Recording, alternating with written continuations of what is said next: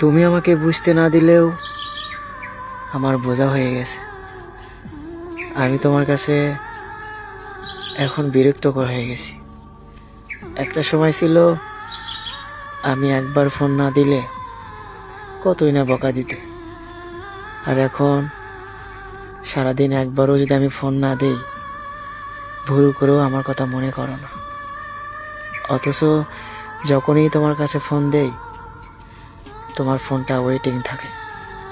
একটা সময় ছিল আমার সাথে 1 মিনিট কথা বলার জন্য কতই না পাগলামি করতে, আর এখন ঘন্টার পর ঘন্টা হয়ে গেলেও একবারও খবর নিয়ে দেখো না আমি কি করতেছি।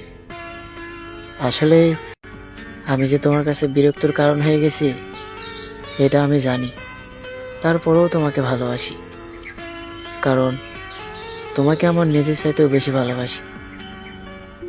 আচ্ছা, তুমি আমার কাছ থেকে মুক্তি চাও তাই না? তুমি যে আমাকে বারবার বলো আমি ফোন দিলে নাকি তোমার বিরক্ত লাগে। আচ্ছা, একটা কথা বলবা? এই যে আমি তোমাকে বারবার ফোন দিই, কেন ফোন দিই জানো? কারণ তোমাকে মন থেকে ভালোবাসি। এই পৃথিবীতে হাজারো মানুষ আছে, কেউ তো তোমাকে ফোন দেয় না, আমি দেই কেন? কারণ আমার এই বুকের বাম পাশের জায়গাটা তুমি দখল করে আসো। তোমারে তো আমি চাইলেও সরে ফেলে দিতে পারি না, আর তুমি ভাবো আমি তোমাকে বিরক্ত করি। একটা কথা মনে রেখো, আমি তোমাকে মুক্ত করে দিলে হয়তো তুমি বিশাল পরিমাণ আকাশ পাবে, সেখানে তোমার ইচ্ছে মতো উঠতে পারবে, কিন্তু দিন শেষে তোমাকে সেখানে জেলখানার মতো মনে হবে।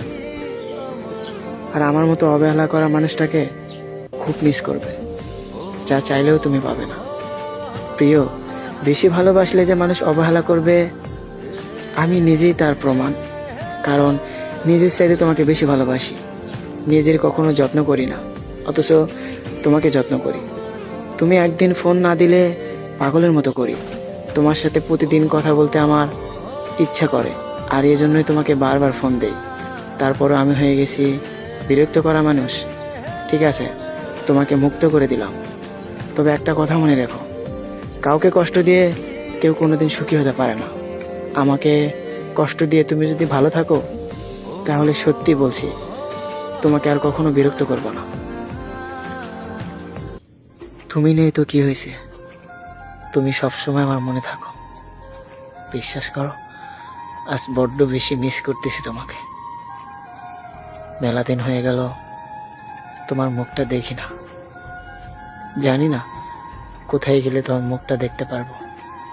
তুমি কোথায় আছো সেটাও জানি না।